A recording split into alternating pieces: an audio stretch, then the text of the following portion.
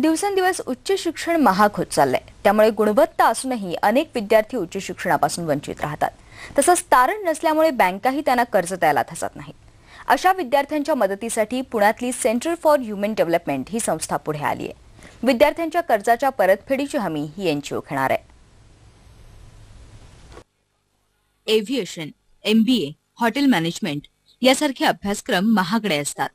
त्यामुळे गुणवत्ता असूनही फक्त आर्थिक परिस्थितीमुळे अनेक विद्यार्थी या अभ्यासक्रमांमध्ये प्रवेश घेत नाहीत। अशा विद्यार्थ्यांना सेंटर फॉर ह्युमन डेव्हलपमेंट ही स्वयंसेवी संस्था मदत करणार आहे। या विद्यार्थ्यांच्या कर्ज परतफेडीची हमी ही एनजीओ घेणार आहे। त्यासाठी उद्योजकांकडून फंड गोळा केला जाणार आहे। सुरुवातीला पुण्यात हा प्रयोग राबवला जातोय। अशा प्रकारच्या स्पेशल मदतीमुळे बँक आणि विद्यार्थी यामधली दरी कमी होणार आहे आणि रिव्हॉल्विंग बँक गॅरंटी असल्यामुळे लाखो विद्यार्थी प्रवाहामध्ये या प्रकल्पामुळे येतील।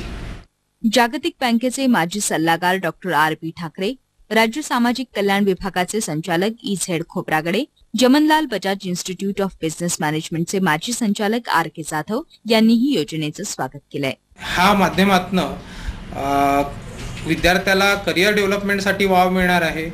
त्याच प्रकारे ऑर्गनायझेशनला त्या फील्डमधला एक्सिलंट तज्ञ हा मिळणार आहे। तर दोघांसाठी पण हा आवश्यक बाबी आहेत। त्यामुळे मला वाटतं हा प्रोजेक्ट सक्सेसफुल होईल। या योजनेसाठी NGO आणि महाविद्यालयांमध्ये करार केला जाईल। त्यातून गुणवत्ता असूनही आर्थिक परिस्थितीमुळे शिक्षण घेऊ शकत नाही अशा विद्यार्थ्यांची यादी बनवण्यात येईल आणि गरजू विद्यार्थ्याला योग्य ती मदत मिळू शकेल।